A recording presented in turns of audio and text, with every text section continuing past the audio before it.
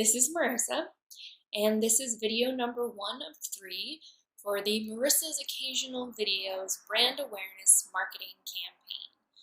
I recently did an informational interview with an industry vet, and he told me that 2 skills that I should work on in career development for marketing were copywriting, which I've got the blog, so I'm already working on that one, and getting used to being in front of a camera, which I've never done before.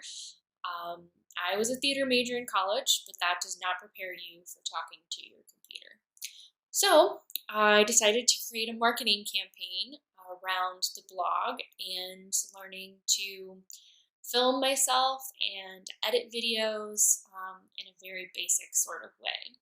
So my SMART objective, which if you've read the last blog post, you'll know what that is to get 50 views per video within a week of posting the content. I'll go on to explain a little bit more about that when we talk about Google Analytics, which is the topic of this video. As we go along, after we post everything, we want to find a way to measure our success, and that is what Google Analytics will help us with. So without further ado, here we go. Welcome to Google Analytics. So from inside Google Analytics, we are going to keep track of our KPIs for our SMART objectives, which we've already set up. Our SMART objective is to get 50 views per video after each video is posted. So I post the first video, and at the end of the week, I want to have 50 views. Same for the second and the third videos. And then at the end of it all, we want to make sure we have 150 views, maybe a little bit more. But in order to achieve that goal, we have to find a way to keep track of it. And that's where Google Analytics is going to come in. So let's get started. The interface for Google Analytics is pretty simple, but it might take a little bit of clicking around, Googling a little, just to get used to the platform. And if you haven't already set up your account and linked it to your website, I recommend going to Analytics Academy. It'll help you out enormously in setting that sort of thing up. So let's take a look at our view for Marissa's Occasional Videos. That's the name of our marketing campaign. So as you can see, this view is called Cleaned Website Data. And let's take a look at all of the other views we've got. So here is our raw data. And the raw data shows us everything. All of the information that doesn't have filters. So it might include everything that I looked at when I was going through my website before I put in my IP address. It could include all of the visits that I've done from my phone, all of the visits that happened from my web hosting platform while I was going through the editing process, all of that kind of stuff. Things that come from websites that we don't like, things that come from social media clicks that aren't cleaned up. And from here, cleaned website data, that's where we put on all of our filters. So let's take a look at our filters. We go to admin, and from account to property to views, we'll go down to filters. And this is where you can set those up. So I've got a few different exclude filter types for IP addresses. I've got another exclude for Squarespace, which is my web hosting platform. And then I've got some search and replace for Facebook and Instagram referrals, because sometimes those are messed up by different query strings, which is a lesson for another day. But from here, we want to create a view that has all of the same parameters as far as filters go, so that we don't have any messed up data in our marketing campaign. So from here, we're going to go to copy view from our view settings. And let's just type in Marissa's occasional videos.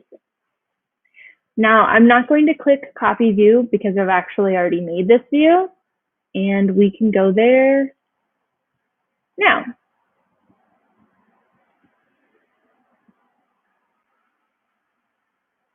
All right, so this is the view's view ID, which you might be asked for when you're hooking it up to Google Search Console.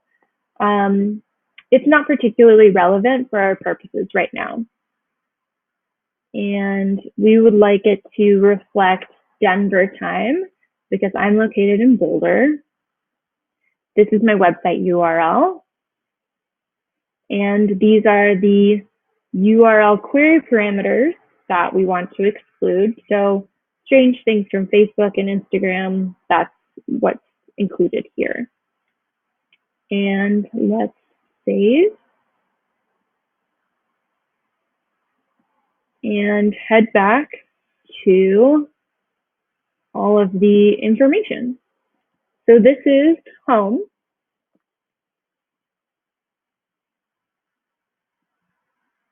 And now we're going to head to our audience view. Let's just take a poke around before we set our goals together.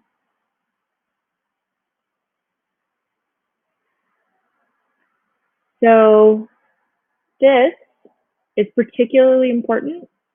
This is the range of data based on the calendar, right? I tend to default to the last 30 days, so the last month of information. I find that if I go too far back, it becomes irrelevant unless you're doing a very large scope of information that you want to draw comparisons to. These are different segments.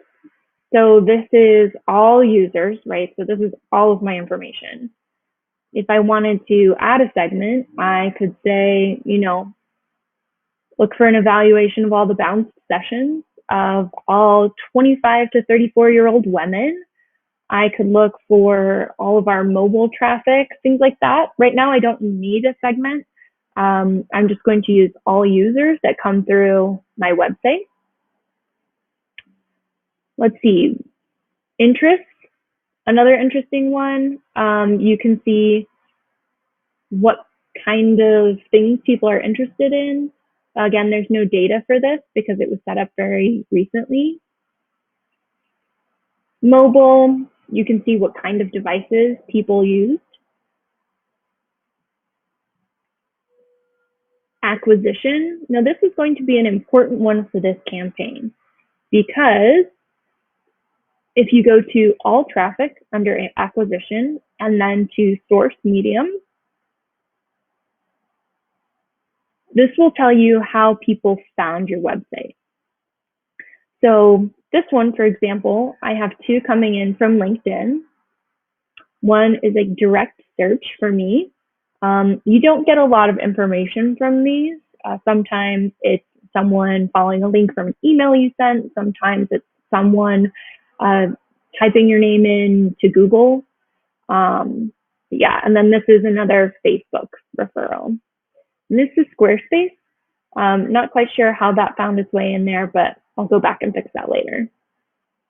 But for our marketing campaign, we're going to advertise or recommend that people watch these videos from different places, right? So social, which would be like LinkedIn, Facebook, those are the two that I'm going to use. Then I want to know that those are social referrals, right? So we click social, overview,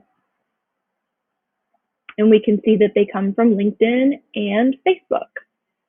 Same goes for Google ads. It'll tell you if we're not doing paid ads in this instance, but that's the kind of thing it will show you. But let's go ahead and go to setting up our goals so that we can track our KPIs. So you're going to go back into admin, account, property, view. From your view, you're going to create goals. Pretty easy. So I've already set up our goals just in case I wanted to get some practice. But we'll walk through them just so that you guys can get an idea of how this sort of thing works. So let's start with Marissa's occasional views blog post.